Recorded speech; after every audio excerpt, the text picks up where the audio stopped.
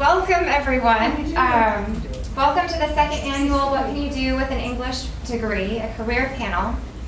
My name is Dr. Elena Kaus, and I'll be moderating tonight's event. Come on in, welcome. This is an annual panel in which we invite English degree holders to speak about their professional lives. The English degree does not have a career field for a name. And although this might produce feelings of uncertainty over the future and what it might bring, it also means that you can study what you appreciate, even what you love, while keeping open very different career paths and opportunities. This event is our move to showcase some of those paths and opportunities by inviting some of our graduates to speak with you. I've asked each panelist to talk for 7 to 10 minutes about what they do for work and how the perspectives, abilities, and skills that they've developed as an English major help them reach their professional or personal goals. And after the remarks, there will be plenty of time for questions and overall discussion. So with that said, I will introduce our first panelist, attending via Zoom, Lauren A. Gauthier. Lauren graduated in 2017 with a BA in English Literature from GSW. She then moved to New Orleans, Louisiana, where she currently works as an academic counselor in the Freeman School of Business at Tulane University. In 2022, she graduated from LSU, Go Tigers, with an MA in Educational Technology. She does stage theater in and around New Orleans, is the author of 2 short plays, and was recently accepted in an Emerging Directors program where she will make her directorial debut with W.W. Jacobs' The Monkey's Paw this fall. Lauren. Thank you for that gracious introduction. My name is Lauren Gauthier. Thank you for having me. I love what you said in the intro, Elena, where maybe people who are studying English, they possibly have a career or some sort of trajectory in mind, or maybe it's just that it's the best fit for them at the moment to get through college. And that honestly was a reason that I chose to be an English major. I didn't have a careers focused kind of perspective when I was a freshman. I have some freshmen, like I am a business counselor, and I have freshmen that are like, I'm going into investment banking in New York and I must get an internship ASAP. And it's like wonderful, 18 and they think they have it all figured out, right? And that just wasn't me in college. My mom, I grew up with a single mom, and she really wanted me to have a college education, just with some like generational stuff with my family and not having a formal degree, some of the pitfalls in terms of like employment and promotions, just women in my family not being tapped for those kinds of things. And she didn't want the same for me necessarily. And I just thought, you know what, an English degree is what's going to get me this degree, right? Like reading, writing, and that was kind of my perception of English major at that point in my life, right? Like being an English major is the reading and the writing. And it became so much more. So when I moved to New Orleans, I worked in a classroom from 2018 to 2021. Then I transitioned into higher ed. And I guess if we want to get really into kind of the skills and abilities development that I think best serves me in my current role as an academic counselor, and kind of pairing it with what I learned in my time at GSW in like the specific English department. Perspectives wise, having an open mind. I remember I took like a world history class with Dr. Moyer, and I had written a statement that I thought was like an absolute fact at that point in my life. And he wrote back and was like, actually, X, Y, and Z. And I was like, you know what? I've never thought about this other person's another worldview at that point other than mine, being raised in Southwest Georgia, etc. So I've been able to appreciate multiple perspectives. Also, if we think about like problem solving and coming up with solutions, being able to view things from multiple perspectives, like, well, what is this stakeholder going to think? If I'm writing an ad for this person, what type of person would be enticed to look at that? So seeing things from all angles. Critical thinking is clearly another type of skill. There's a lot of brainstorming we do just in our office of student engagement. How do I get students to attend these registration events? What information should I plan in advance to forecast, like registration season is coming up for us? So our office is thinking, well, if we invite students to do this, these are some of the issues that could arise. If I'm trying to get into the mindset of in 18, 19, 20, within our university, one of our problems, and you know, I hope they don't like get at me for this, but it's just the fact, course demand is hard. So sometimes we release courses at a certain time and it's not really what the students are looking for. How can we explain things to a way of like, hey, we know these aren't the class availabilities that you're looking for. We just need to forecast how many of you all want to take MGMT 3010. But how can I communicate that in a way that's not going to make a student anxious and crying and, maybe have some sort of understanding? When I think in just some of these soft skills, that's been one of the most important things for me in my current role, mainly organization, not just about how I like manage my day, it's also how I manage my mind and my thoughts and my attitudes with the students that I'm dealing with. But I think something that I've had to figure out, and you guys all figured this out, like whether you're staff, faculty, student, what are the tasks of the day? What are the projects? So like what I learned in it was actually Dr. DePaula's class, we talked about higher order of concerns versus lower of concerns. And it was actually more like a writing, like what is the most important thing for you to write in this paper? However, I've actually applied that to like my schedule these days. So my highest order of concern for the day on like Tuesday was 8 to 5:30, I am at work. Yeah. 5 to 6:30, I'm doing this Zoom. So those are the non-negotiable things I must do. Everything else is secondary tasks that I do my day around. That's helped me in my job. And I think getting back to, in just the last 1 to 2 minutes I have, getting back into what I kind of thought with an English major, like the reading and the writing, it's very important. There are plenty of things that I read too quickly, and I'm like, oh, I should have attention to detail, taken my time, read that thoroughly, responded in a way that was thoughtful and forward thinking.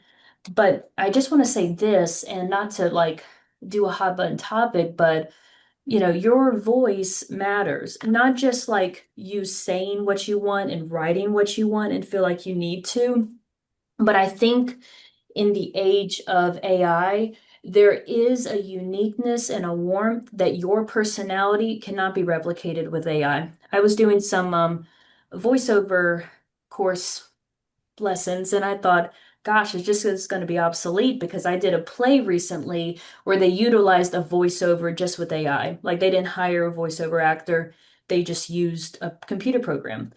And one of the teachers, who's actually a professor at Tulane, who also teaches my voiceover class just in New Orleans, was like, well, sure, but where was the warmth and the connection and the jokes that land so perfectly, right? When you as, a human are talking with your friends or writing something. That's something that AI can't replicate. So even though people want to chat GPT all sorts of like emails and how they correspond, there's something wrong with organizing your thoughts, but there is a uniqueness that you develop when you continue to write, continue to read, continue to say, yeah, this is how I want my vocabulary to be. This is how I want to present myself. And that is my very, short, maybe long, annotated answer to that prompt. Thank you, Elena. Thank you.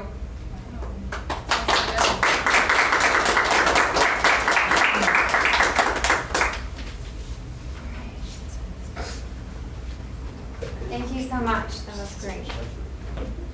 Our second panelist is Kyle Hendrickson. Kyle grew up in Americus and graduated from GSW in the fall of 2010 with a degree in English. After graduating college, he and his wife Haley spent a year in Chile teaching English as a second language. After returning from Chile, he worked for a year as a project manager at Perry Brothers Aviation Fuels in Americus while he applied for law school. He attended the University of Wyoming College of Law from 2012 to 2015. After graduating law school, he accepted a position at the law firm of Lonebaugh and Riggs, LLP, in Sheridan, Wyoming, where he has been ever since. He became a partner in the firm in 2020. His practice is mostly devoted to oil and gas litigation, representing both land and mineral owners, as well as oil and gas companies. He and Haley have been married for 16 years, and they have 3 children together, Eve, 9, Helen 6, and Abe 3. Kyle. Thank you for the introduction and for allowing me to take part in this. It's hard to believe that it's been 15 years since I graduated, but that's the reality. I do live in Wyoming, but I did grow up in Americus and obviously graduated from Georgia Southwestern.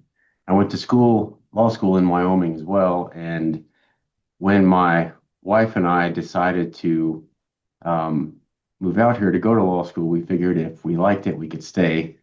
And if we didn't, we could make our way back to Georgia. Obviously, we decided to stay. But I tell people all the time that I'm proud of where I'm from. It wasn't like I couldn't wait to get out of Americus. That's not necessarily true. But so yeah, my career right now, I've been practicing for just over 10 years, and most of my practice is devoted to litigation, which is just a fancy word for working on lawsuits. What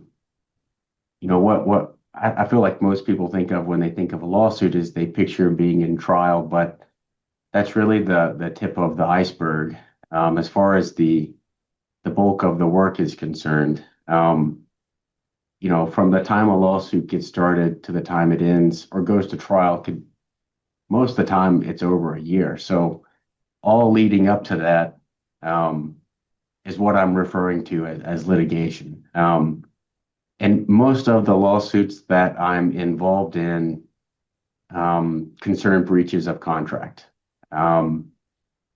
So that's where one party's claiming a contract has been breached, the other party disagrees, and they have a good lawsuit over that. As was mentioned in the introduction, most of, for better or worse, I found myself staying in Wyoming, and there's a lot of oil and gas production in Wyoming. So a lot of the litigation that I'm involved in, and the other work as well, involves oil and gas in one way or another. Aside from litigation, the rest of my practice is largely transactional. So I represent one party to any given transaction, helping them negotiate, helping them to draft the contract, to think things through. And again, most of that relates to oil and gas in one way or another. But I have had a chance to work on some pretty cool projects. I've worked on a number of leases for wind farms, solar farms, uranium mining. So really kind of getting a broad picture within the energy industry. I also do a lot of real estate as well. So that's kind of a snapshot of my practice. But to bring it back to the topic this evening, in everything that I've just described, the primary way that I'm doing my job is communicating in writing. Of course, I talk on the phone a decent amount and I go to court every now and then, but by far and away, most of how I do my job is written communication, from emails to letters to being highly technical and specific in a contract, and then in court filings. And as I was trying to think of how to kind of describe that and show that, granted, it's been 15 years since I was in, I took these classes, so I don't have that much of a working knowledge of, everything that I learned, but the ideas and concepts are still there. And I think the best way that I could describe that is just to kind of describe one common thing that I have to work on a lot, and that's a brief to the court, specifically an appellate brief. So you will have a decision at trial. One party's unhappy with that, and they appeal it. And as part of that appeal, the main thing that you're working on, it's called a brief, an appellate brief. It's actually not brief. The page limit's like 70 pages, but you submit this written document to the court, and that's largely how they're going to make their decision on appeal. And in that one document, you have several different sections that the rules require. So in one section, you have a statement of the issues. And in that, you want, one sentence if possible, but a very precise, clean statement of exactly what the issue is. And you have to be real careful about exactly how you present that. The next section is a course of proceedings where you want to go through and describe the procedural history that happened. And in this one, you want to be kind of dry, mechanical. You don't really want to argue too much. You're just trying to show how we got to where we are on appeal. The next section is you have statement of facts section where you do want to argue a little bit, but you don't want to argue too much. You have to be very careful to provide accurate citations to the record. And all of this, you certainly do want to argue some, like I said, but you're also trying not to get too carried away, trying to maintain your credibility with the court, with the judge that's going to read this. Aside from that, you have the argument section where, yes, you do argue, but you're still trying to find that balance of getting too argumentative, getting too passionate. Certainly you want, a big appeal to logic, applying the facts to the law and showing that logically I should win. You're also appealing to emotions a little bit. But so within this one document, I have, 3 or 4 different writing styles, for lack of a better way to put it. And I think that it's having the training that I did, getting the English degree, taking the writing classes that I did, and the literature classes as well. All of that really helps me to conceptualize what it is that I'm doing. And then that helps me to make it better. I hope that I'm explaining that well enough, because I really felt like, not just now in practice, but also when I was in law school, being able to think critically about what it is that I'm writing, exactly what it is I'm trying to say, who am I writing it to, what should be my appropriate tone, all of that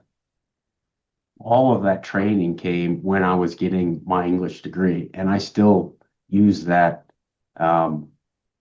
every day. And one other point that I wanted to make, and this might come up in the Q&A, but I wanted to talk about how my degree got me to where I'm at, just from the bare fact of having the degree. So when I was in law school, I applied to be an extern with a Wyoming Supreme Court justice, basically to help him do a little research and write opinions. And I thought it was a long shot because I'm not from Wyoming. I had decent grades, but I have no connection to this guy. And he hired me. And the first time I met him, he told me he hired me because I had an English degree. I also got hired to help a professor edit a book that he was working on. A number of people applied to that, and he hired me again. And he told me, I took you on because of your writing background. I got to be a teaching assistant for a legal writing class for the same reason. And then in the job that I have now, I actually interned with this firm my summer between my second and third year. And she told me that it was the writing background that they needed, a stronger writing emphasis on their firm, someone that could write. And that's what made her choose me over the other applicants. So, maybe that's unique to the law and being in law school. Probably not, I would think, but I wanted to share that because just the mere fact of having an English degree has played a pretty significant part in my career. But with that, I will pass it on to the next person.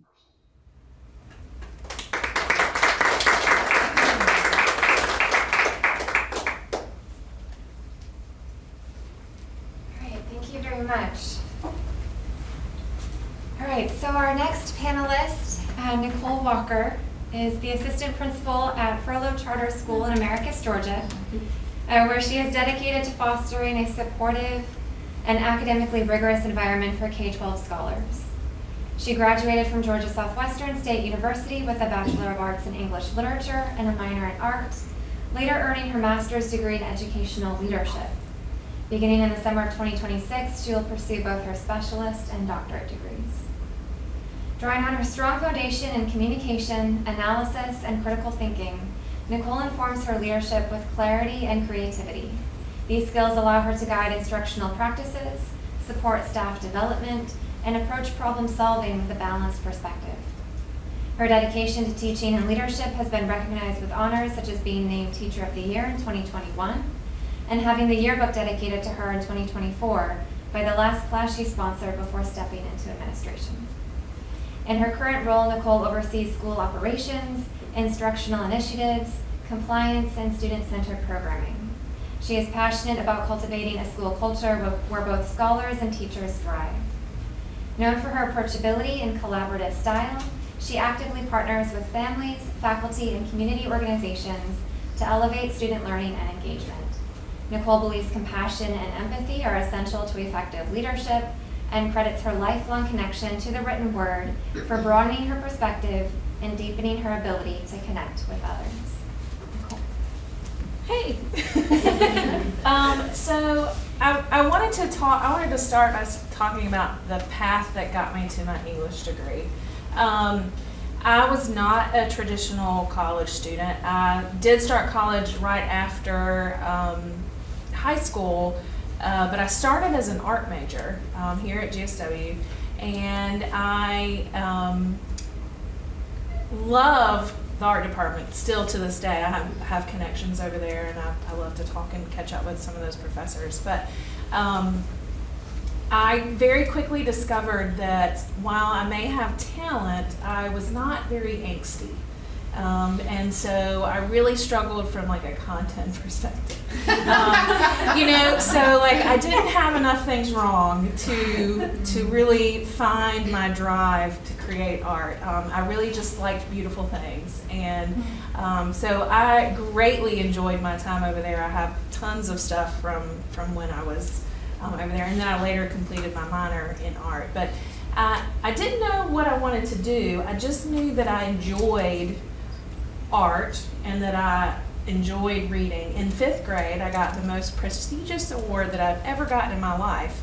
My teacher gave me most likely to read all the books in the world. And I was so flattered, but I also got in trouble constantly because I had a book in my hand. If I was grounded, I got grounded from reading. So it was a tumultuous childhood. So I left college about halfway through my art degree because I just didn't know what I wanted to do. And my family, we had lived here in Ellaville, and then I'd come to college here, and then my family actually left and went back to Alabama. So I was kind of over here by myself, and I just didn't know what I wanted to do. And so I flipped around a lot. I went to college in Opelika for a little bit, and then I moved back home and lived with my grandparents and went to school there. And I was like, maybe I'll be a physician's assistant, or, and then I took a science class, and I was like, no, I don't. And so all throughout that, I had a connection here with my now husband, who was then my boyfriend. And so eventually I came back to Americus. My husband and I got married, and I was working at a bank, and I was a teller. And then no matter where I was, I always ended up in a position of like knowing things, right? And so when I was working there, I was the head teller, and then I became a customer service person, and then I became all these other things. And at the end of the day, it was a pretty good job, right? But it was so boring. It was incredibly boring. You did the same thing every day. You saw the same people every month. It was in Ellaville, so it was a very small town. I knew who I was going to see on the 3rd of the month. I knew who I was going to see every day coming in from the businesses. And I was bored out of my mind. And so I decided that I needed a degree, and I needed to get out of this career. This was not for me, and that I wanted to do something I loved. And so I started coming back to GSW. I started with an English degree. And Dr. Kuipers was here at that time. I don't know if y'all are, and she was here, I don't think she is anymore, right? she was my advisor, and she kept saying, well, what are you going to do when you get done? Like, what are you going to do? What's your plan? What's your plan? I was like, I don't know. I just really would love if I could read books all day and edit and just decide if they're going to sell. Like, what if I could just be an editor? And she was like, yeah, that's great. And she was like, but what about teaching? I just really think that you would be a great teacher. And I was like, no, that sounds terrible. Have you met children? They're awful. Have you met them? I have too, I know. And so I just, denied. I finished my degree and I was looking for jobs. And this was pre-pandemic. So the work from home ratio was quite small during that time. There was not a lot of opportunity for remote jobs and things like that. There's not a big publishing industry in our area. And so I looked for anything and everything. I was very interested in like social media management and things like that. And I applied anywhere and everywhere for all sorts of things, and I never heard anything. Like not a word, not a drop, nothing. A friend of mine called. He was an assistant principal over at Chattahoochee County. And he said, didn't you just graduate with an English degree? And I said, yes. And he said, wouldn't you like to come teach high school English? And I said, I don't think so. And he said, well, just think about it. And I said, okay. And about 5 minutes later, I called him back and I said, wait a second, don't teachers have really good benefits? And he said, yeah. And I said, don't they have like a state salary scale? Where does that sit? And so he was telling me about that, and I was like, okay, steady paycheck, insurance, and like I can do anything for a year, right? Anything. And so I went to Chattahoochee County and interviewed, had a great interview with them.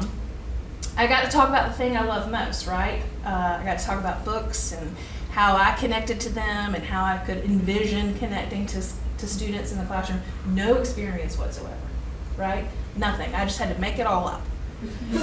Critical thinking at its finest. I just had to assume a lot of things, right? But what I was passionate about the thing that I loved. And that carried me through, and then they did a bait and switch on me and they put me in middle school instead of high school. I don't know if you've met middle schoolers, but they're the worst. And so I had 7th and 8th grade. That first semester, I was convinced that I had made a terrible mistake. The kids were not well behaved, and the thing about it is they liked me, and they were well behaved for me, and they were still pretty terrible. So I can't imagine how they were in other classrooms, because I had kids that were coming in and doing things, and they were excited to be in there, and they were so bad. But I struggled to understand how to translate my passion into something that was relatable for them, right? I remember like the first day I was like, okay, we're gonna start at the basics. What's theme? And they were like, we have no idea. And I was like, well, that's funny because it's the main idea, and so we had to start from the very basics, right? Like I had to back it all the way down. I had to do lots of learning about how to be a teacher because I had the passion, I had the knowledge, but I didn't have the skill set to teach, right? I had to learn that, and I learned it very quickly. So at the end of that semester, we came back. Something magical happens to students, especially in middle school at Christmas. They stop being animals and they become people. And especially 8th graders, 7th graders, not so much. So my 8th graders came back, and it was like a switch had flipped. And I don't know if I flipped the switch or if it was a hormonal switch or if maybe I flipped my own switch. I'm not really sure to this day. But something changed, and we started doing literature in literature class. We started writing in writing. I mean, we started doing the thing. And so once that happened, once I figured out how to manage a classroom, that's the piece that you're missing. If you're struggling to teach something, you're missing the management piece. That's the piece. So I figured that out. I figured out how to break down my content into something that was manageable for them in a way that grew them. And I saw massive growth. My test scores were so far beyond what they had been the year before. the administrators were shocked. And I was like, oh, well, okay, thank you. And, you know, so because of those pieces, because of using what I knew, figuring out how to teach it, and then having such success, right, because of this equation, I was never bored, not for 1 second. And I've not been bored in the years since. I don't do math a lot, so whatever, 2025 minus whatever 2016 is, like not 9 years? Is that right? I don't know. Anyway, so here I am, right? I eventually switched to high school English. It's my absolute favorite. And then a couple of years ago, well, this is my 4th year in administration. We had some administrators leave very suddenly, sort of in the middle of the year in March. And at that time, I was the high school dean, which is what our department head is at Furlough here in Americus. And they asked me if I would step into the assistant principal role for the rest of the year, just to get us through. And so I did. We made it, and I applied to continue that position the following year, and here we are 4 years later. So my path was not linear at all. It was very much all over the place, and then here I am. My path to using my degree was not the one I intended, but it is one I'm happy with. And you know, my goal was to just love to go to work in the morning, and I do. And even though I don't get to talk about English every day anymore, I do get to use the skills that my degree gave me. And so that's kind of where I want to talk about next. Please tell me if I talk too long. I talk a lot. Okay. All right, so we all know that English degrees are about communication and interpersonal skills, right? So I have to communicate on a daily basis with our staff, our parents, and our students. All three of those things are very different levels of communication, right? I can communicate with my staff as somebody who's also been to college, somebody who should know how to communicate properly. I can use this professional language. Parents and students, I have to vary my level of communication. I have found that the less words I use with parents, the better, right? I want to leave no room for interpretation. I want to very clearly state what I have to state. Students are the same way, right? They want more information probably than you want to give them sometimes, but clear and concise. I cannot tell you how many times I've had staff say, oh, I need to send this out to people, like to tell them something, and they'll send me something, and I'll go, I'm going to need you to give me edit access. Because it will be this document that is huge, very, very wordy, and I'm like, they're never going to read it. They're never going to read it. So let's break it down. We're going to put it in bullet points. We're going to make it easily digestible. So that is something that is essential in my job because I do a lot of communication.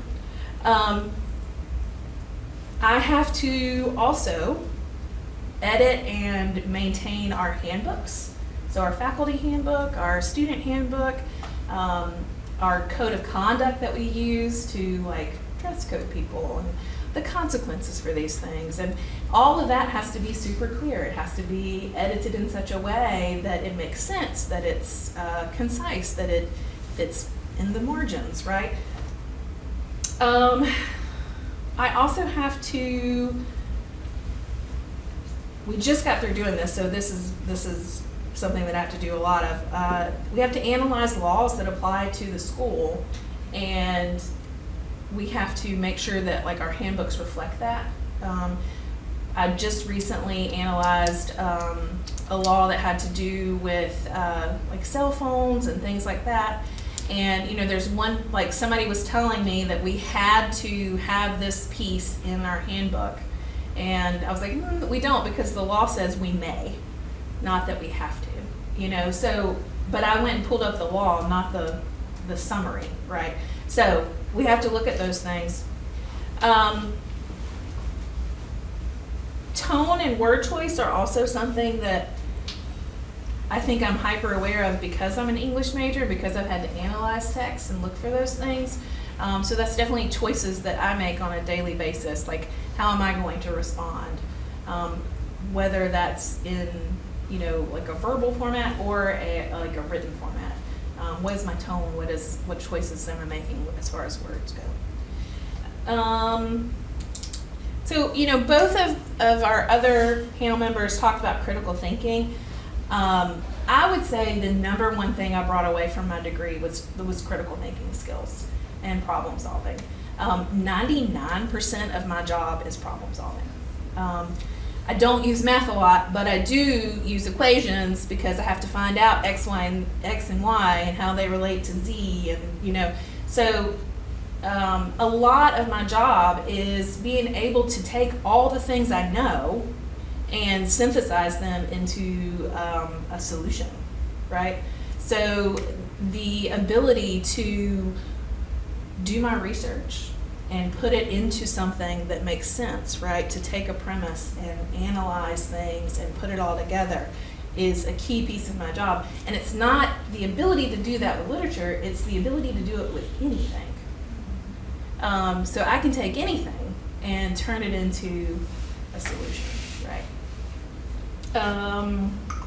Specifically, I have to look at student data, to be able to identify instructional gaps, areas of need, and then I also have to create action plans. So I have to take all of these things and create steps to address those gaps and issues. And often I have to present those to other people, right? Whether that's teachers, our board, sometimes the state. So there are other people that are looking at those pieces. So making sure that they make sense and that they can make sense to anybody. I would say the second most important thing that my degree taught me as a thing to apply practically would be the ability to look for and know others' perspectives, right? To look at the diversity of literature across the board, to put myself into other people's shoes. That piece, that interpretation, that understanding of different perspectives is something that I use every day. The ability to generate empathy and to recognize where other people are coming from, whether it's a one-on-one situation, a family situation, whatever the context is. But there is such a lack of compassion and empathy in so many places that and education is just not one of those places, right? Like nothing positive will get done if we're not being compassionate and empathetic. Each child, while often their data becomes the thing that we're focused on, you have to look at the individual and you have to look at their situation and their circumstances and then provide supports for that. So you can never lose sight of another person's perspective. Right? A parent comes in, they're upset, they're angry. What's their perspective? Well, that's their kid. They're advocating for their kid, right? So I'm advocating for their kid too. We seem like we're at crosshairs because I'm advocating for one thing and you are not, maybe. I don't know. So empathy and compassion really helps with supporting your teachers, supporting your students, and making sure that you're inclusive in everything that you're doing. You want to make sure that we're diversifying in places that are not diversified, and that we are inclusive in our policies, inclusive in our culture. I'm almost done. I'm so sorry. So I think that the main piece would be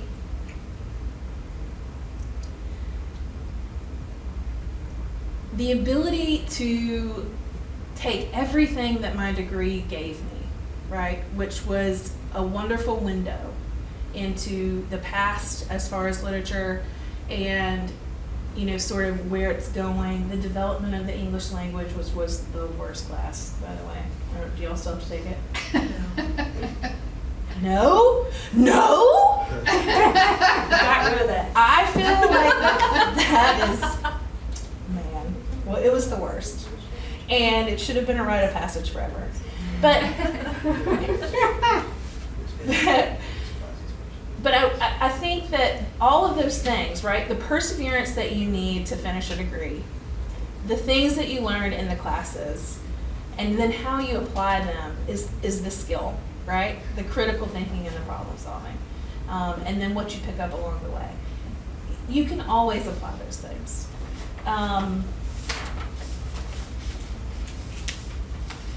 One of the things that we were asked to talk about was like the marketability of a English degree. And one of my notes here says that it talks about relationships. In the education world, relationships are a big buzzword, right? It all goes back to your relationship with your kids, your students, right? If something's going wrong, somebody's going to ask you, well, what's your relationship with the student like? It's a buzzword. I can tell you that the kids that I have needed to reach the most, I have had the strongest relationships with. And that tells me that the relationships are necessary, right? But the reason that I'm able to create that connection is because I'm passionate about what I do. And so really the key is passion. So as long as you enjoy what you're doing, as long as you're passionate, others around you are going to reflect that, and they're also going to be passionate. I'm going to tell you a very, very quick story because I feel like you'll appreciate it. I had a class, it was the class of 2021. I had them for American literature. We always read The Scarlet Letter, which is the worst. And it is like slogging through mud, right? Nathaniel Hawthorne is the most descriptive person of all time. And like you just have to get through the story. And this was a group that was really low academically, right? Like I knew we were going to struggle. This was going to be so hard. And so I was looking for ways to reframe the story. Because even though it's painful, I enjoy it, right? Like I enjoy The Scarlet Letter, but I knew my kids weren't going to enjoy it. And so of course we hit the first day and they're like, oh my God, how long is he going to talk about this rose bush? Like what in the world? And I was like, wait guys. And so what I did was I framed it as baby mama drama, right? Like who is the baby daddy? And like we've just got to figure this out. So we made it like a soap opera, right? And then through that connection, like they were really invested. This was not a group that was going to read ahead, right? Like they weren't going to watch the movie, they weren't going to read ahead. Like I've had that happen in other classes, but I knew I didn't have to worry about these kids.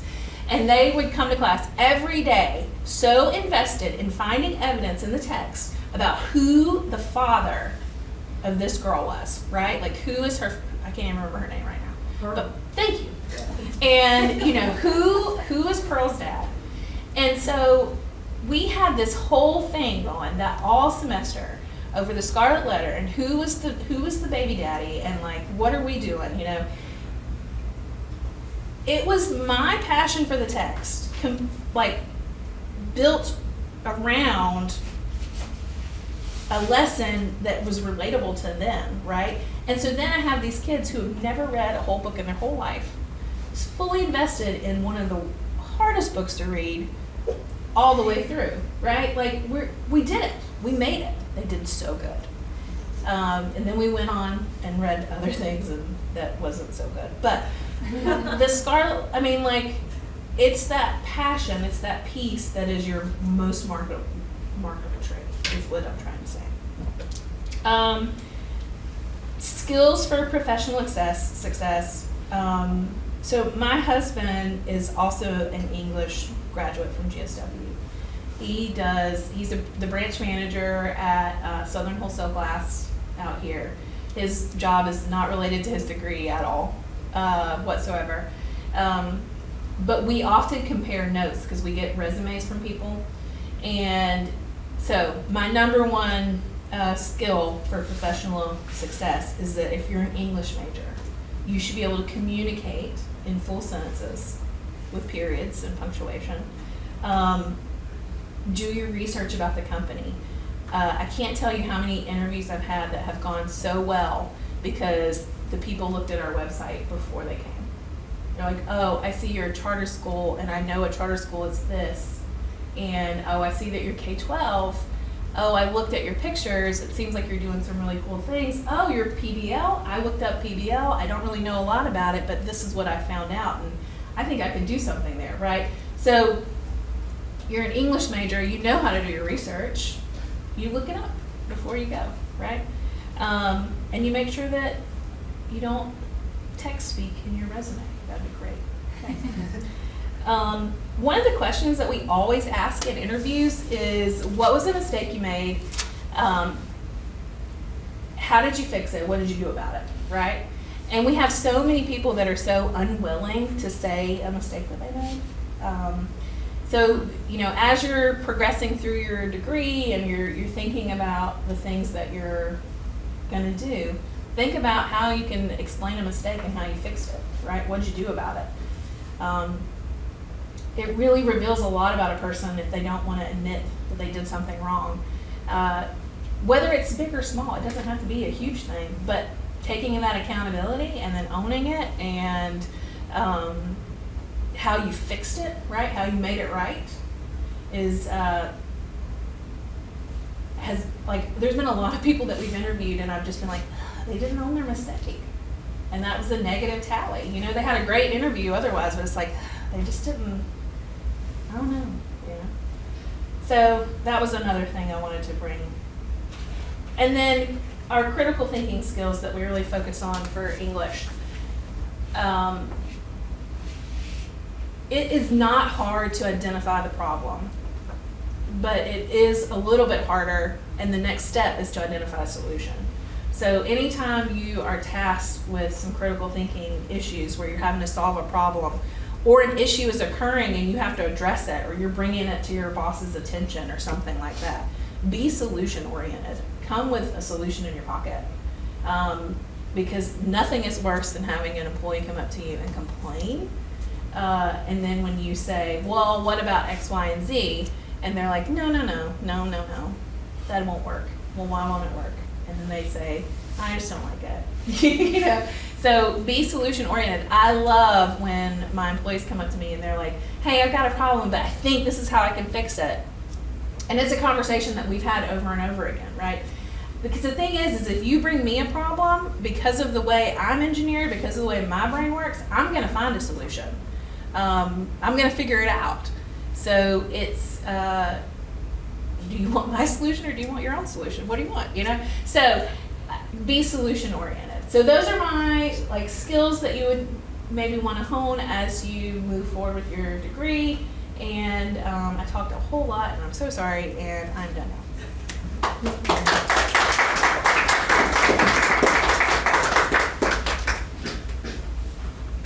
Thank you. Okay, we also have one pre-recorded video of a panelist who was excited to come, but when we moved the date to not overlap with the homecoming parade, she was no longer able to make the date. But she did generously send a video, and I'll share that after reading her bio. So Victoria Nolly, class of 2019, has built a career that shows the flexibility of an English degree. She currently works as a client support specialist at Audit Board, a leading governance, risk, and compliance software company. In past roles across ed tech and legal tech, she's drawn on skills she developed as an English major, critical thinking, clear communication, and the ability to analyze complex information to support customers and improve operations. Outside of her professional career, Victoria is a poet and author. Her debut poetry collection was published in February 2025, and her second is set to release in December. She also is the founder of Altium, a software startup dedicated to streamlining operations for independent publishers. Through her work in technology, writing, and entrepreneurship, Victoria continues to show how an English degree can be a strong foundation for diverse and creative career paths. And here's where I show my tech skills, I guess. Hi, I'm Victoria Nally, and I am an English grad from December of 2019 at GSW. Currently, I am a client support specialist for a company called Audit Board. I'm also an independent author publishing my own work and founder of Vaultium, which is a startup creating operating software for independent book publishers. So I've never regretted obtaining my English degree from GSW. While many people assume that an English degree is a path to teaching, they are wrong. If your desire is to be a teacher, like that's amazing. Teachers are so important. You're literally learning right now in an educational institution. But if your goals guide you elsewhere, like mine did, this degree is exactly what you need. It teaches you to read between the lines, not just for literature, but for the people that you'll interact with outside of GSW.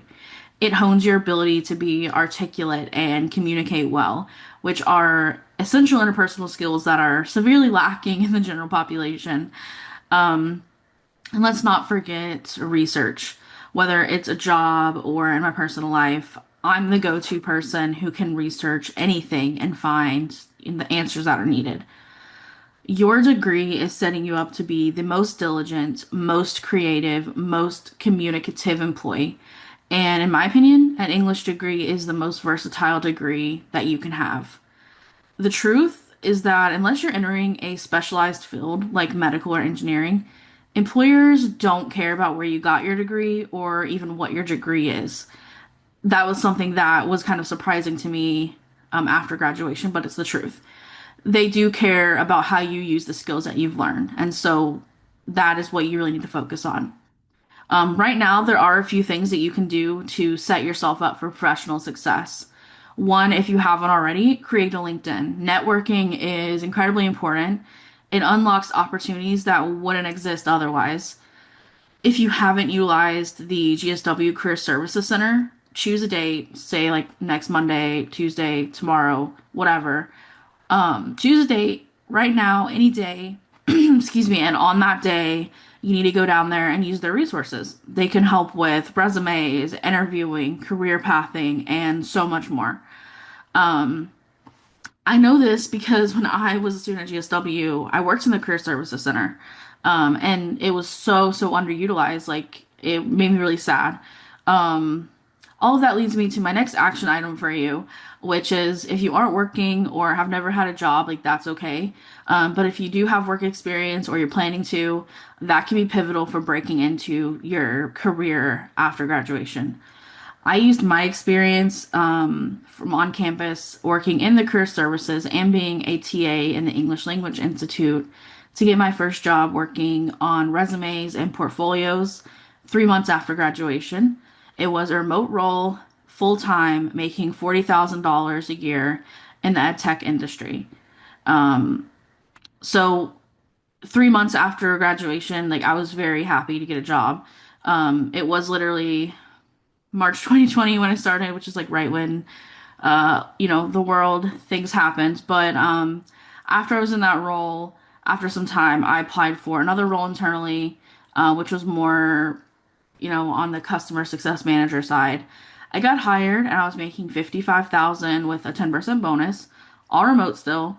After doing that for about a year and a half, I really wanted to take my career in a little bit of a different direction where I wanted to do more projects and, kind of be involved more in the everyday operations. And so I applied for a job at a startup, and that was risky.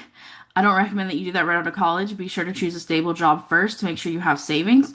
But working at a startup in the legal tech and ed tech industry basically accelerated my professional skills because I had more responsibilities, more projects, and I learned about all these different aspects of a business. And that job was remote, 82,000 a year with a 10% bonus.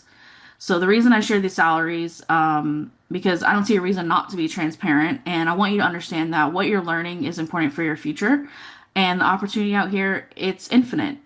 You are not confined to a box. You can achieve things that you never thought were possible. Aside from my career in customer success and operations, I'm also an independent author, as I mentioned. I published my first poetry book, The Fragile Humans We Are, in February of 2025. And my second book, What I Know of Love, I Learned from Grief, is out on December 6th of this year. writing was a huge part of my degree and continues to be my passion. I don't do it full time because I prefer to have a stable income so that I can pursue my passions without pressure. So thanks so much for having me, letting me share my experience getting an English degree from GSW. If you ever want to connect, whether it's for a coffee chat or an email, my email address is victorianally@gmail.com. I'd love to hear from you, offer advice, bounce ideas, generally anything. Take care.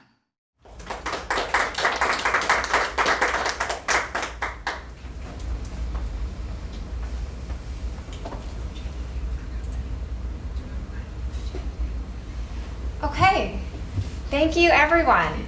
That was wonderful. We do have time for questions and answers. If anyone has a question that you would like to pose to the panelists, either any individual panelists or as a group.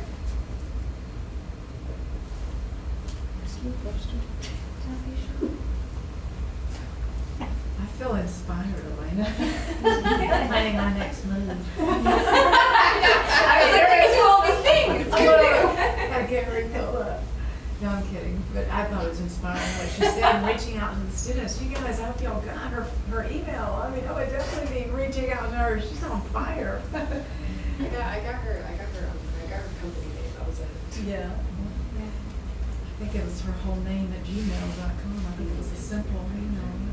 Yeah, I think so. I didn't have time to write it down. I need to write it down myself. I have a question for Kyle. Yeah, sure. Can you describe like the process of getting into law school, applying, researching law schools? What made you choose Wyoming? Yeah, I get asked that question a lot, as you might imagine. So I have a lot of practice answering that. So I'm going to try and not give you the same one I give everybody else. But I was married at the time, still married to the same person. And when we made the decision that I would go to law school, we figured that we would go somewhere that we, actually enjoyed being. Not that, somewhere different. We like to travel. We had just spent a year in South America teaching English, and we thought, maybe somewhere out west that would be fun to go to law school at. And I looked at schools in Colorado. We got to be good friends with someone when we were in South America that lived in Denver. And we had been out to the west skiing one time. And that was pretty much it. I decided, I would apply to schools in Colorado.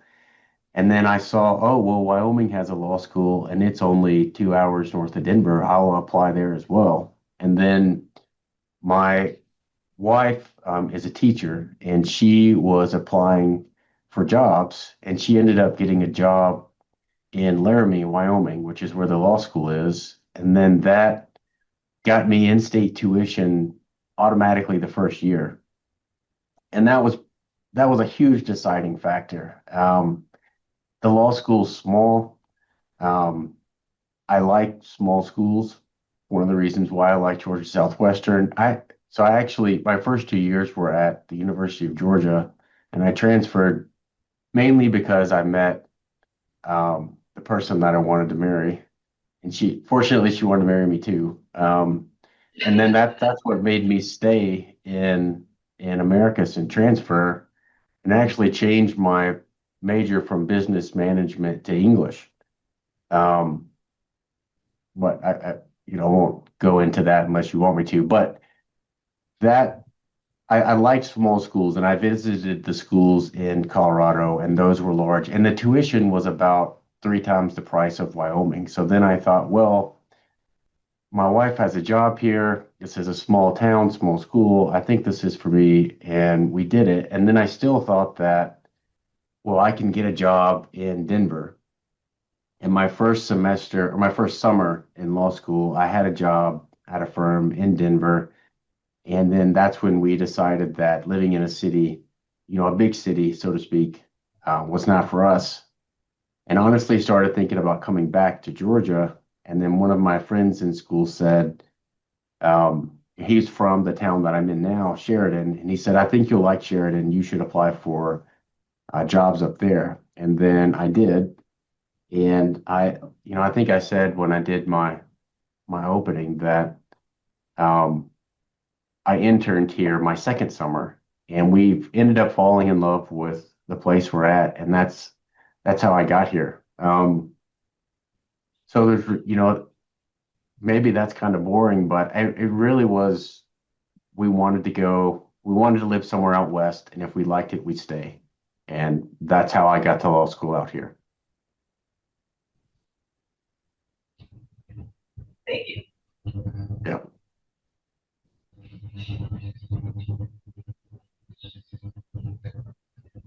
If I may, how did you, I do want to hear the story of how you changed from marketing degree to an English degree. Yeah. So, Yeah. I really did not.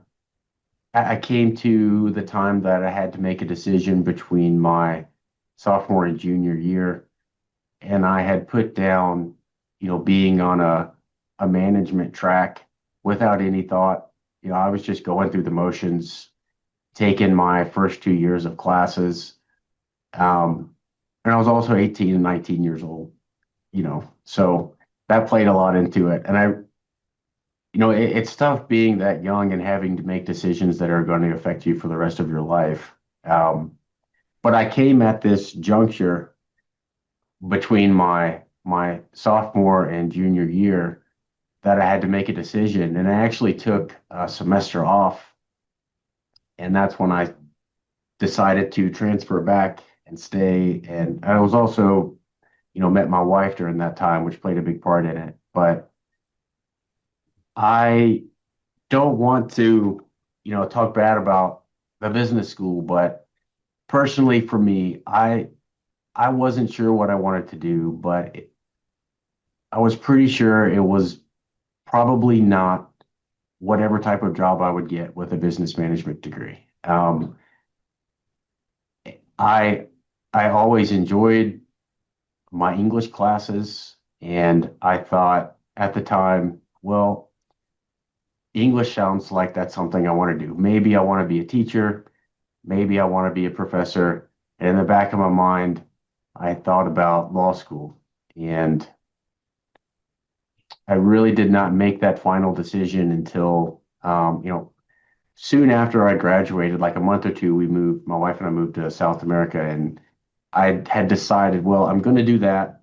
And then once I get there, I'll make a decision. I kicked the can down the road. And then while I was there, I was like, okay, what am I going to do? And that's when I kind of decided, well, I'll go to law school. I like the idea of the autonomy of it, of being a lawyer. I like the idea of reading and writing, but I really didn't know much at all about being a lawyer. I remember sitting in my first class, they were talking about plaintiff and defendant, and I didn't even know what a plaintiff was. I really knew nothing. But I figured if I work hard, I'll probably be successful. And that's pretty much the path that got me here. Thank you. Kyle, how many English majors were in your law school cohort? Do you remember? Were you I don't even know of one. Oh, really? I don't. Yeah.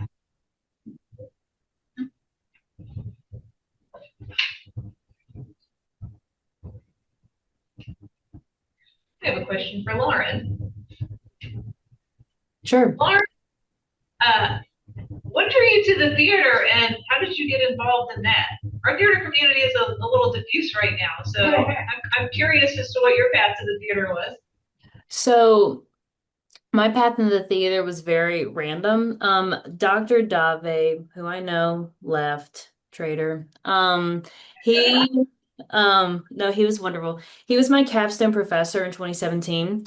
And at that time, I don't know if it's changed, but we had to basically rewrite a paper that we had written some other time in our time at GSW from a new perspective, kind of like reflect on that paper, what were the pitfalls. And I had written, I'm not in a theater, so I can say the name. I had written a paper on fate as seen in The Witches of Macbeth. And I rewrote that paper for my senior capstone.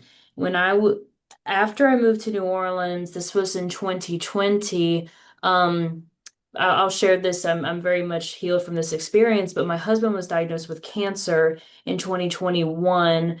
It was lymphoma, more than likely from chemicals he was exposed to when he was in the military. Once he got over that, as in he was not going to pass away. I didn't really do much, honestly, for like a year and a half when he got diagnosed. I mean, I barely left the house. I just had this irrational kind of like fear and thoughts that I like always needed just to be around. And I got over that. I don't know what happened, but just like the other speaker said, it was just some magical day where there was a shift, and I saw an ad to do an audition for Macbeth in New Orleans, and I thought, I love Macbeth. And for some reason that mind of mine, my crazy mind, made me think I could act. Just because I liked Macbeth, I thought I'm gonna audition and it's gonna work out. It was my first professional acting gig I got in New Orleans. I played a witch actually in Macbeth, funny enough. And I have worked with that company ever since. I just applied to be part of their board, and I've been acting and doing things around New Orleans for the past 3 years. That's converted into other mysterious and sometimes unexpected ways where I got connected with like a casting director in New York who emailed me today and said, send a voiceover audition for a movie in California. I randomly last week started taking these voiceover acting classes, and I have access to their studio for free. So sometimes like the serendipity of life is amazing, like whether you believe in God or just chance or whatever. But one of the best things about, I don't know, I think if I could just maybe give some advice to the students would be, sometimes it's just about taking a chance. Like it could not work out, and that's fine. But if you don't try something or just give the attempt, then it never happens, or it could work out and be wonderful. Or you could say, I tried it, it didn't work out, or I ended up not liking it. But my random try of this whole acting thing has, I mean, strangely enough, been working out, and I'm enjoying it a lot. So that is that story.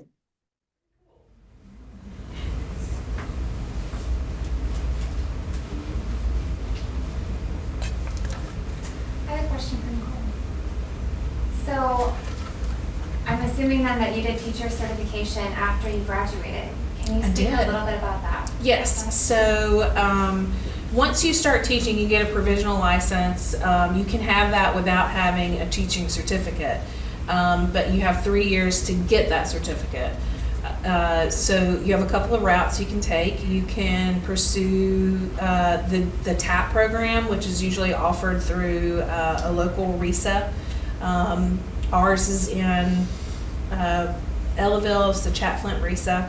That's where I did it there. Or you can also do an MAT, which is a Master's of Teaching, and you can get your certification and then come out with your master's degree, which also bumps up your pay. So you get a higher level certificate. If I could do it over, I would pursue the Master's of Teaching.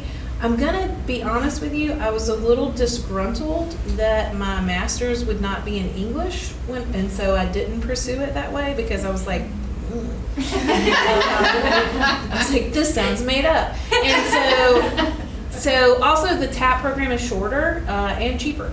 And so I ended up being kind of on a tight deadline. So usually it's an 18 to 24 month program. It's really only supposed to be 18 months, but like some people don't do well and they stretch it out. And so they'll be like, it's okay, take another, but it might be shorter now, when we were doing it, you had to do EdTPA, which was this big portfolio that you had to submit, and it was graded by these random people, and you never knew what their feedback was going to be. So you could pass it or you could not pass it. It was so stressful. And like the people that were guiding us also, they were like, it just depends on who your evaluator is, and you were like, what do you mean? And so I actually taught for 2 years at Chattahoochee County. I taught middle school. And I was in the process of like getting it teed up to go into the TAP program. I really wanted to do it for a year and teach for a year and see if I liked it. And then I was like, okay, let me figure out what I want to do. And then I got an offer to come to Furlough Charter School. Dr. Kuipers, who was here, was the principal over there, called me and said, hey, we have an opening in high school. And I was like, please, let me put my resume in. And so I came over here, and at that point I only had a year left on my provisional certificate, and so I had to finish the program within a year. So I did not have an option. I had to get it done in 12 months. Some people started at the same time as me that worked at Furlough as well. We actually had 2 art teachers and a science teacher that all had degrees in their respective fields, but not teacher certification. We all did it together. And we're all still at Furlough. And it's like we all did EdTPA together. It was a real trauma bonding experience. And so they actually took 18 months. Like they finished months after me. I pushed everything in, and I was like, I went in that, and I was like, I got to get done in 12 months. Like I got to be done. So I accelerated my track a little bit when I did it. It's a little different now. The requirements are not quite the same, but it's really very similar to like the work you do within your degree program here. What it is you're getting the education pieces that you didn't get as an English major. So you're introduced to classroom management and differentiation and sort of like the philosophies of education, but it's a very bare bones thing. As an administrator, I have a lot of interactions with first year teachers that do go through the education program, and I'm not knocking them at all, but they often feel just as unprepared as I felt as a new teacher. So I think that the basis of knowledge is not necessarily the end all, right? Like you can do it without it. And really you don't learn until you're doing it, and you learn what works for you. I had a mentor teacher that was very much like a dictator. She was just, her sense of discipline was very black and white, and you did the wrong thing in your classroom and she was going to pull you out in the hallway and she was going to call your mama on the phone right then, and you were going to talk to your mom about the thing that you did in her class. And she was very much like a very strict, confrontational kind of person. And that was not my style, and it's not my style now. And so I really struggled with her as my mentor, because what she was telling me to do and what I felt was the right thing to do were 2 very different things. And so I had to learn what worked for me and make that, like, I got the same result. I partnered with parents, we came up with a solution. But I'm not pulling a kid out in the hallway and calling their parents. I might do it now as an administrator, but it's a little different. But I just had to figure out what works for me. And I like the TAP program because they group you with other people in a cohort. So you're with other high school teachers or elementary teachers or SPED teachers. And so you get to kind of meet with other people that may or may not be similar to you, but you figure out what works for all of you. So I think the TAP program is interesting in that way. Thank you.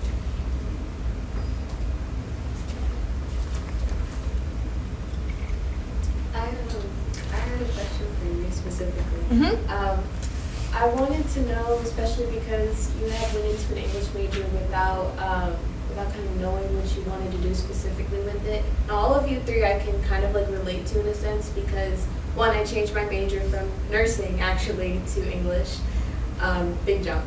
And I also have like a passion for theater, and I find myself a lot in like multiple kind of like environments. So I pick up whatever's interest. What would be your advice for, I wouldn't even say like if you don't know what you're supposed to do, but I guess navigating and trying to figure out what it is you want to do. Do you just take those leaps of faith, or like would you suggest like looking at like various internships? Like what would kind of like be best in your experience? That's a great question. And you guys are free to answer too if you guys have it as well. I'm just saying. I think gathering as much knowledge as you can about things that interest you, right? You know, teaching really fell into my lap as far as an opportunity because it was a friend that called and they were like, hey, we really need a teacher, we don't have anybody. And I was like, I can do anything for a year, right? So that was very much a leap of faith that worked out for me. But I think you're in such a unique position to kind of put yourself out there and look for internships and like in any field, right? Anything that remotely interests you. If you started in nursing, you know, what was the thing about nursing that you wanted to do the most? Well, I mean, there's a reason I changed it. I was in a nursing program for like 8 years from like middle school to high school. Right. And what I had kind of learned about it was that like I lost my passion for it along the way, and it soon just became something I was good at. And so when I got here to GSW and I was like finding out what I could do with the English degree instead of, you know, the common question, do you want to be an English teacher? I'm just like, oh, I can do more than that. Yeah. Thank goodness. And so I was like, I'm going to take this leap of faith and hope I like it. And I've loved it so far. I'm a sophomore for reference. So my question though is like, what was the aspect of nursing that intrigued you the most? Was it the medical piece or was it like the helping people piece? Honestly, it was a good mix of both. I wanted to help people who had medical problems because I had a lot of family members who had medical issues growing up, and I wanted to help people like them, as well as the fact that the human body it's kind of like a big math problem for me and interests me in how it worked. And you know, that goes back to like problem solving and stuff that you kind of mentioned. Yeah. That I also really like in writing, and I also am planning on like writing my own books as well, at least before I graduate. That's awesome. So, I mean, for me, it's about taking all the pieces that I like and figuring out how they fit together, right? So, like, if helping people is a piece for you, right, it's something that gives you fulfillment, then what careers combine an English degree and helping people, right? There's, like, social work, there's, you know, like counseling positions, like there are things that you can translate your degree into. You might have to seek other certifications, right? You might have to look for other things to add on to that. But it's about finding the pieces that work, because an English degree is infinitely translatable into so many different things, right? It's going to give you the skills that you need to do other things. It's finding the pieces that you're passionate about and figuring out where those fit in with that. So, you know, I have to talk to a lot of high schoolers about their plans for the future. Like, hey, what are we doing? And 90% of the time their answer is, I have no clue, right? And so we spend a lot of time talking about, okay, what's the thing you do like to do? Like, and a lot of it was like, I like to be on YouTube. And you're like, oh, great. Okay. So let's talk about that. And, you know, so, but sometimes it's like, oh, I really like to be outside. Like I don't want to have an inside job, right? Okay, cool. Let's find outside jobs, right? And we'll talk about that. One of the things that our high schoolers have to do at Furlough is a capstone project, and they do it their senior year. We start at the end of their junior year. They're supposed to pick a career that they're interested in, do a lot of research, and find a mentor, right? So my daughter Julia is a senior this year. She wants to go into nursing. And one of the weak areas of Furlough is that we don't have CTAE. Like we only offer the arts, right? We don't have a nursing track. We don't have anything like that. If they want to do something like that, they have to go to South Georgia Tech. like their senior year. It's very limited, right? But we have photography, film, painting and drawing, sculpture. Like we have the arts and theater and everything, but we really lack the CTAE pieces for our students. And so when they get to that capstone portion, they have to pick something. Well, my daughter has picked nursing, and you know, she really wants to be a travel nurse. Well, I was like, that's great, hon, but like, what do you know about that? So she's done all this research. She's called people that are friends of friends that are travel nurses. She's talked to them at what's the hard thing, what's the easy thing. But she's also been interning over here at the college, the nursing college, and she gets to go into the simulation room and kind of check that thing out. And she's got to watch simulations, so she's getting as good of an idea as she can of what that's going to look like. And one of the questions we ask them at the end of their capstone presentations that they do, which is like this whole thing, they're a nervous wreck right now. It's due in November, and they're freaking out. I get to edit all their capstone papers, and it makes me so happy because it's the only thing I get to do that's English related anymore. But they, one of the questions they have to answer is this still the career they want to do? And honestly, the best capstones are the ones where they say no.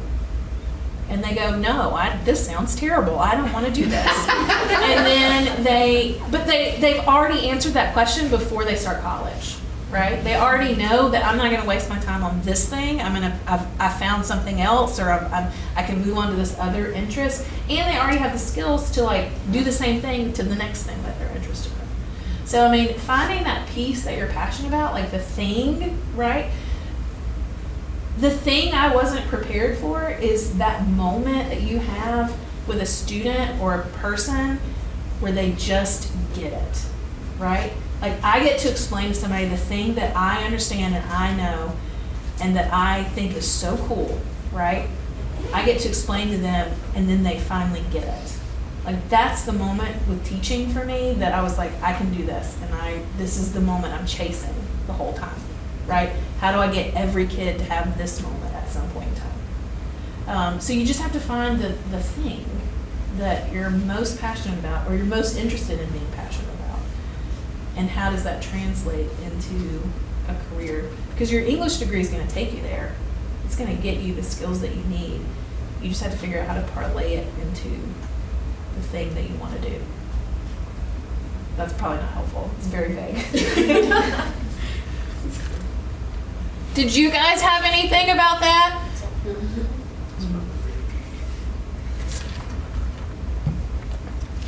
Guess not. Okay. No, I don't have anything other. I thought that was well answered. I don't have anything to add to that. I think the only thing I think about, and it just is a recap of what was already said, was to try and to also do things like you're doing tonight, right? Attend events that the English department and GSW are promoting, because you just never know what you'll stumble upon or learn about. And I mean, if you're looking in, I would say this, the internship thing definitely does have its perks, because I've had some students say, oh, I actually don't like business and I'm leaving. And I'm not trying to promote students to stay in the business school. I do not care, truly. What I am here to support the students that I have with whatever their journey is. And for some of my students, the best thing is I tried this and it's not for me. I don't like accounting like I thought I would. I don't like whatever. And they did it. Sometimes it was through unpaid internships, or just any internship. It's a small period of time, like if you do a summer, and you can see, is this even something I'm interested in? You could, I guess, start by what are the types of things you enjoy learning about, or like writing assignments in your class. Like I remember one of my classes, we did grant writing practices, and I liked kind of the professional writing aspect. And I'm like, okay, what types of jobs utilize this, or what types of jobs utilize a skill maybe that I think that I have some, that I get good feedback from my professors on, and just see kind of where it can go. I mean, the great thing about being in college at this point is that it's unbridled curiosity, and there's not the pressure of, you might have a job, you might have other kind of like contractual things that you need to like be with your family certain days, or, go into your classes, and I totally get that. But there is that level of I can attempt something, I can reach out and I can try, and it really doesn't hinder or affect one way or another if it doesn't go well. So that's what I would just add to that. And I would say, like, so my family is rooted in the South, right? My family, I come from Alabama, from South Alabama. My husband's from Tennessee. We met and married in Georgia. And we had no interest in being anywhere than where we are, right? We did not want to live in Atlanta. We wanted to be here. We have friends here. We have community here. We know people here, right? And so one thing to consider is like, where do you want to be? Where do you want to go? What do you want to do?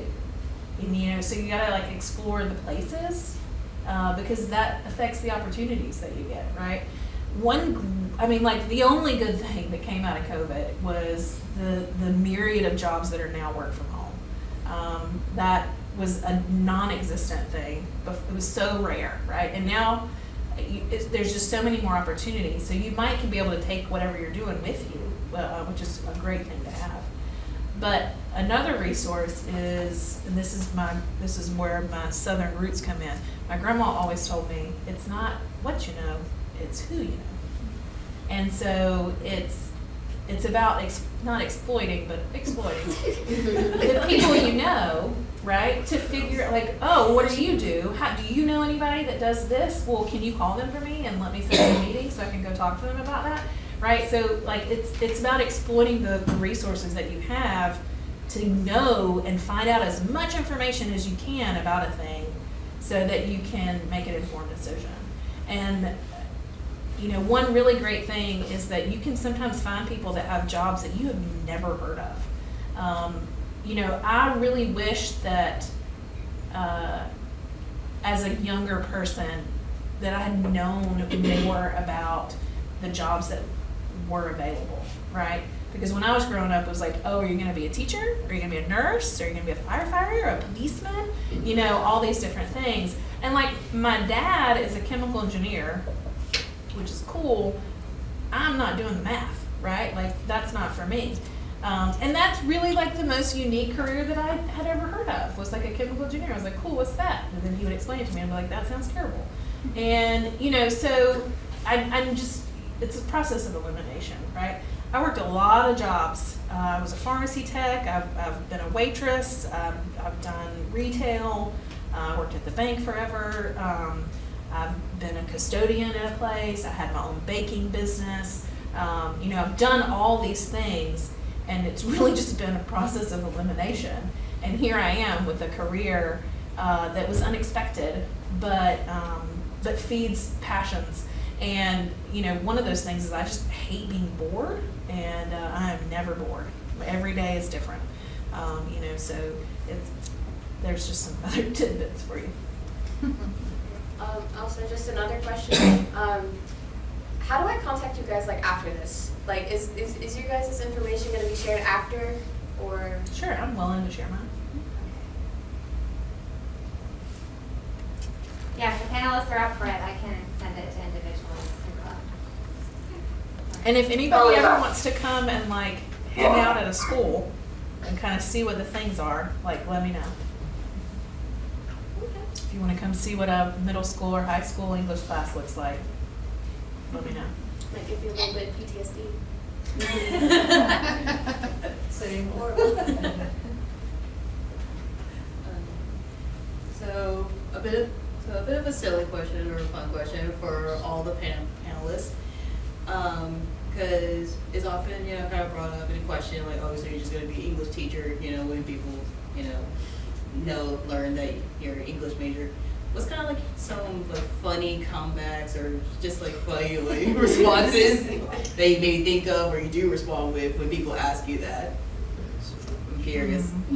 I don't think, I'm not that clever, so I guess, you know, I'm just always like, no, never. I don't have anything. Always. I was just in abject denial. And now I'm like, oh yeah, that's totally what I'm doing. Yeah. It's really cool.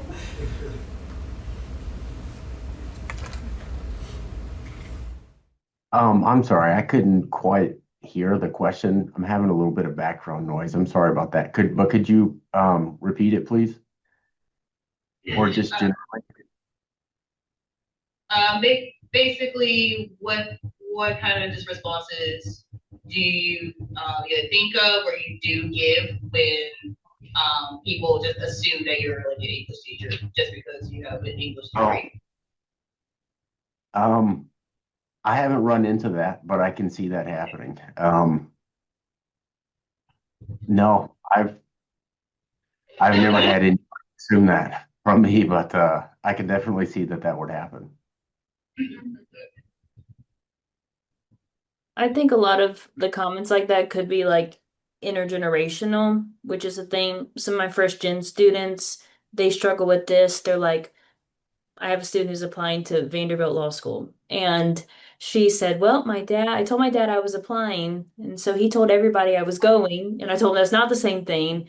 And so sometimes I think things are just kind of like, what is your understanding of this process? So, yes, you'll have people say, and this has been, I mean, I graduated almost 10 years ago now myself, but I think that, I mean, I wasn't like my friends, right? Like, I wasn't a business major and I wasn't going to the big university upstate, but I think I was so happy with my decision, I didn't care. And I struggle to care about what others say about me to this moment. It's actually a problem, but I'm so confident in my decision to do what I was doing, and it made sense to me. And, I wanted a college degree, and for me, and my mom wanted that too for me. So this was the path forward. And so it was like, guys, people can say what they want, but this is what Lauren at that time, Pafford, needs to, advance as a person and as an academic. So, but I hate on like my students all the time. Like they'll say, like I especially have some students, they're really in finance. They're like, I struggle with the morality of all this. I said, yeah, I bet you do. So, and I've never had to deal with the morality of things as an English major. So thank y'all for your time.